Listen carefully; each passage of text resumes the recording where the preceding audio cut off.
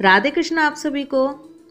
आज की वीडियो में हम बात करेंगे भीष्म पंचक से जुड़ी पूरी जानकारी के बारे में। भीष्म पंचक का महत्व क्या है, ये कैसे किया जाता है, क्यों किया जाता है, इससे जुड़ी हुई सारी बातें। वीडियो बहुत इम्पोर्टेंट है, इसलिए वीडियो को एंड तक ज़रूर देखें। चलिए शुरू करते हैं। सबसे पहले मैं आपको सबसे इम्पॉर्टेंट बात से शुरू करती हूँ। जो लोग किसी भी वजह से अगर कार्तिक स्नान नहीं कर पाए हैं, कार्तिक का कोई नियम नहीं कर पाए हैं, तो ये आने वाले 5 दिन बहुत ही ज़्यादा इम्पोर्टेंट होते हैं। इन 5 दिनों में कोई भी काम करके पूरा पुण्य कमाया जा सकता है।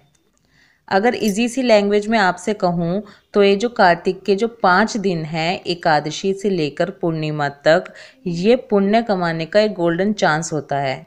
कार्तिक माह बहुत ही पावन महीना होता है और साथ ही हिंदू धर्म के समस्त पुराणों में तथा समस्त ग्रंथों में कार्तिक माह में आने वाली भीष्म पंचक व्रत का बहुत अधिक महत्व बताया गया है। शास्त्रों में किए गए वर्णन के अनुसार ये व्रत कार्तिक माह के शुक्ल पक्ष की एकादशी से शुरू होता है और पूर्णिमा तक चलता है। इसे पंचभीकु भी कहा जाता है। कार्तिक में पावन नदियों में जाकर नहाने का बहुत अधिक महत्व है। जो लोग कार्तिक स्नान करते हैं वो अधिकतर लोग पंचभीकु के व्रत भी करते ही हैं। अगर पौराणिक कथाओं के अनुसार देखें तो भीष्म पितामह ने इस व्रत को किया था, जिस कारण यह व्रत भीष्म पंचक के नाम से प्रसिद्ध हुआ। महाभारत ग्रंथ के अनुसार युद्ध में जब पांडवों की जीत हो गई, तब श्री कृष्ण पांडवों को भीष्म पितामह के पास ले गए, जो सरशैया पर लेटे हुए थे, और उनसे अनुरोध किया कि वो पांडवों को ज्ञान प्रदान करें। तब सरशैया पर लेटे हुए और सूर्य के उत्तरायण में होने की प्रतीक्षा कर रहे भीष्म पितामह ने भगवान श्री कृष्ण के अनुरोध पर उनके सहित पांडवों को राजधर्म, वर्ण धर्म और मोक्ष धर्म का ज्ञान दिया था। बताया जाता है भीष्म द्वारा ज्ञान देने का क्रम एकादशी से लेकर पूर्णिमा तिथि यानी कि 5 दिनों तक चलता रहा था।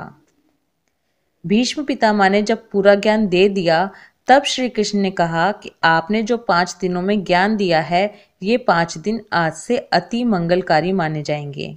कार्तिक एकादशी के दिन ही बाणों की शैया पर पड़े हुए भीष्म पितामह ने जल की याचना की थी। तब अर्जुन ने संकल्प करके भूमि पर बाण मारा था और गंगा जी की धार निकली थी और भीष्म पितामह की प्यास बुझी थी। उनकी प्यास मिटी और तन मन प्राण संतुष्ट हुए थे। इसलिए इस दिन को भगवान श्री कृष्ण ने पर्व के रूप में घोषित किया और कहा कि आज से लेकर पूर्णिमा तक जो अर्धे दान से भीष्म पितामह को तृप्त करेगा और इस भीष्म पंचक व्रत का पालन करेगा, उस पर मेरी सहज प्रसन्नता होगी। इन 5 दिनों को भविष्य में भीष्म पंचक के नाम से जाना जाएगा। मान्यता है कि निसंतान व्यक्ति पत्नी सहित इस व्रत के प्रभाव से संतान की प्राप्ति करता है। इसके अलावा जो समाज में अपना प्रभाव बढ़ाना चाहते हैं तथा वैकुंठ पाना चाहते हैं, इस लोक में सुख चाहते हैं, उन्हें भी इस व्रत को जरूर करना चाहिए। इन 5 दिनों में अन्न का त्याग करना चाहिए। अन्न का त्याग करके फलाहार खाना चाहिए या फिर बिल्कुल सात्विक भोजन करना चाहिए। इसके साथ ही इन दिनों में पंचगव्य यानी कि गाय का दूध, दही, घी, गोझरण, गोबर रस का मिश्रण, इसका सेवन बहुत ही लाभदायक बताया गया है। पानी में थोड़ा सा गोझरण डालकर अगर स्नान करें तो वह रोग, दोषनाशक तथा पापनाशक माना गया है। इन दिनों में ब्रह्मचर्य व्रत का पालन जरूर करें। भीष्म पंचक व्रत हिंदू कैलेंडर के अनुसार कार्तिक माह के दौरान शुक्ल पक्ष की देवउत्थान एकादशी अर्थात 11वें दिन से शुरू होता है, जिसे प्रबोधिनी एकादशी भी कहा जाता है। ये व्रत एकादशी के दिन भीष्म पितामह को याद करते हुए शुरू होता है और पूर्णिमा के दिन संपूर्ण हो जाता है। भीष्म पंचक को विष्णु पंचक के नाम से भी जाना जाता है। भगवान श्री कृष्ण ने भीष्म को भीष्म पंचक व्रत का महत्व बताया था। भीष्म पितामह ने महाभारत में कुरुक्षेत्र युद्ध के समापन के बाद स्वर्ग में निवास के लिए अपने भौतिक शरीर को छोड़ने से पहले इन 5 दिनों तक इस व्रत का पालन किया था। भीष्म पंचक व्रत की महानता पद्म पुराण में भी वर्णित है। यह वर्णित किया गया है कि कार्तिक का यह महीना भगवान श्री हरि को बहुत ही प्रिय है और इस महीने के दौरान सुबह जल्दी स्नान करने से भक्तों को सभी तीर्थ स्थानों में स्नान करने का लाभ मिलता है। कार्तिक महात्म्य में भी बताया गया है कि कार्तिक मास की त्रयोदशी से पूनम तक के यानी कि पूर्णमासी तक के अंतिम 3 दिन बहुत ही पुण्यमय हैं और एकादशी तो अपने आप में होती ही बहुत पुण्यदायी है। अगर कोई भी व्यक्ति कार्तिक मास के सभी दिन में स्नान नहीं कर पाया है तो वो अंतिम 5 दिन या अंतिम 3 दिन भी सूर्योदय से थोड़ा सा भी पहले अगर स्नान कर ले तो उसे संपूर्ण कार्तिक मास का पुण्य प्राप्त होता है। तो आपने सुना कि ग्रंथों पुराणों के हिसाब से ये कार्तिक के 5 दिन कितने इम्पोर्टेंट होते हैं। अब आपको थोड़ा सा डिटेल में विधि के बारे में बता देती हूँ। जिन लोगों ने पूरे कार्तिक मास स्नान या कुछ भी कार्तिक मास का नियम नहीं किया है या जो कर भी रहे हैं, जिन्होंने कोई नियम ले भी रखा है, सभी इस व्रत को कर सकते हैं। ऐसा नहीं है कि जो नहा रहे हैं पूरा महीने ये उनके लिए नहीं है, ये सभी के लिए है। जो कर रहे हैं उनके लिए भी, जिन्होंने नहीं किया उनके लिए तो बहुत ही इम्पोर्टेंट है। इसमें अब आपको करना कैसे है। देव उठानी एकादशी, प्रबोधिनी एकादशी जिसे कहते हैं, इस दिन से ये शुरू होता है। एकादशी के दिन आपको सुबह तारों की छांव में पानी में गंगा जल मिलाकर नहाना है। फिर तुलसा जी के पास बैठकर शालिग्राम भगवान और तुलसा जी की और आंवले की पूजा करनी है। आंवला नहीं है तो तुलसा जी की ही पूजा करें, घर पे नहीं है तो मंदिर में जाके करें।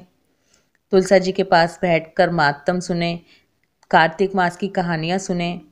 भीष्म पंचक वाले दिनों में एक कहानी आती है राजा के बेटे और साहूकार की बहू की। वो कहानी आपको इन 5 दिनों में ज़रूर सुननी है। वो कहानी भी जल्दी ही हमारे चैनल पर आने वाली है। महात्म और कहानी सुनने के बाद विष्णु सहस्त्रनाम का पाठ करें, बहुत अच्छा होता है। भगवत गीता का पाठ बहुत अच्छा होता है। सूर्य देवता को अर्घ्य जरूर दें, वो भी बहुत अच्छा है। जो लोग व्रत करना चाहते हैं स्नान के साथ साथ और पूजा करने के साथ साथ, जो लोग व्रत करना चाहते हैं वो लोग भी अपना व्रत एकादशी वाले दिन से ही शुरू करेंगे। इन 5 दिनों के व्रत में आपको एक टाइम फलाहार लेना है। तो जो लोग व्रत करना चाहते हैं वो एकादशी वाले दिन ही अपने भीष्म पंचक व्रत का संकल्प ले लेंगे और फिर 5 दिन का व्रत रखने के बाद पूर्णिमा वाले दिन उद्यापन करना होता है। पूर्णिमा वाले दिन उद्यापन सभी को करना होता है। जिन्होंने कार्तिक का कोई भी छोटे से छोटा नियम लिया है वो भी पूर्णिमा वाले दिन उद्यापन करेंगे। उद्यापन में आपको क्या करना है, ब्राह्मण और ब्राह्मणी को जोड़े से आपको जिमाना है। चाहे आप घर पे बुला के जिमा सकते हैं या फिर आप मंदिर में दे के आ सकते हैं। और उसके साथ जितनी आपकी श्रद्धा हो और जितना आपका सामर्थ्य हो उसी हिसाब से आप दान करेंगे। दान करने में आप गर्म कपड़े, कंबल, जूते, चप्पल, छाता, श्रृंगार का सामान, जो भी आपसे बन सके वो सब आप ब्राह्मण को दें। ये जो उद्यापन का और ये जो सब आपको सामान देना है ये आपको पूर्णिमा वाले दिन सुबह ही देना है। लेकिन जो लोग भीष्म पंचक के व्रत कर रहे हैं वो पूर्णिमा वाले दिन भी व्रत रखेंगे। ऐसा नहीं है कि उद्यापन कर दिया तो व्रत खुल गया आपका। आपको पूर्णिमा वाले दिन भी पूरा दिन व्रत रखना है, रात को फलाहार खाना है और अपने भीष्म पंचक व्रत का जो पारण करेंगे वो आप अगले दिन यानी कि पड़वा वाले दिन सुबह खिचड़ी खाकर करेंगे। पड़वा वाले दिन खिचड़ी सभी को खानी होती है जिन्होंने भी कार्तिक का कोई भी नियम लिया है। पड़वा वाले दिन सुबह खिचड़ी बनाएं, बढ़िया घी डाल के भगवान का भोग लगाएं और तुलसा जी के पास बैठकर खाएं। इस तरह से हमारा कार्तिक का पारण होता है। और वहाँ पर ही बैठकर आपको चिड़ा चिड़ी की कहानी भी सुननी है। पड़वा वाले दिन चिड़ा चिड़ी की कहानी सुनना बहुत अच्छा होता है, वो ज़रूर सुननी चाहिए। चिड़ा चिड़ी की कहानी की वीडियो भी जल्दी ही आपको मिल जाएगी। तो जिन्होंने स्नान किया है या जिन्होंने नहीं किया है, जिन्होंने कोई नियम लिया है या जिन्होंने नहीं लिया है, आई होप सभी को ये क्लियर हो गया होगा कि कैसे उद्यापन करना है, भीष्म पंचक व्रत कैसे किया जाता है, ये आपको समझ में आ गया होगा। अगर आप व्रत नहीं कर सकते तो 5 दिनों का स्नान ज़रूर करें, स्नान के साथ थोड़ी पूजा पाठ ज़रूर करें। कुल मिलाकर इन 5 दिनों का भरपूर लाभ उठाएं। ये बिल्कुल भी ना सोचे कि हम इतना तो कर नहीं सकते तो हम इतना ही क्यों करें, हम व्रत नहीं रख सकते तो हम स्नान भी क्यों करें, हम पूजा नहीं कर सकते तो हम नहाएं क्यों, या हम नहा नहीं सकते तो हम पूजा भी क्यों करें। ऐसा बिल्कुल मत सोचिए। हमने अपने चैनल पर हमेशा एक ही बात कही है कि something is better than nothing. कुछ ना करने से कुछ करना बेहतर है। इसलिए इन 5 दिनों को वेस्ट बिल्कुल भी ना जाने दें। जिन्होंने कार्तिक मास में महात्म नहीं सुना है वो 5 दिनों में ही पूरे महीने के महात्म सुन सकते हैं।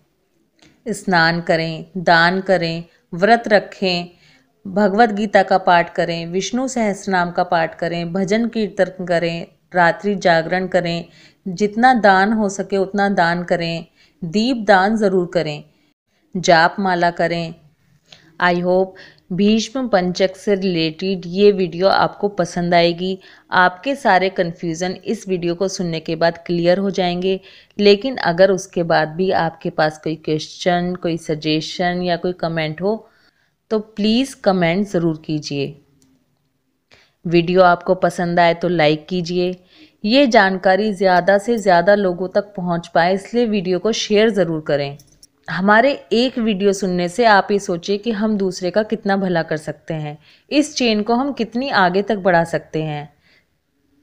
हो सकता है जिसे हम शेयर कर रहे हों उसे कार्तिक या फिर भीष्म पंचक इनके बारे में कुछ पता ही ना हो और सुनने के बाद उसके मन में भी इच्छा जागे। इसलिए वीडियो को शेयर ज़रूर कीजिए। मुझे नहीं लगता वीडियो में कोई भी टॉपिक मैंने छोड़ा है भीष्म पंचक से रिलेटेड। राधे कृष्णा।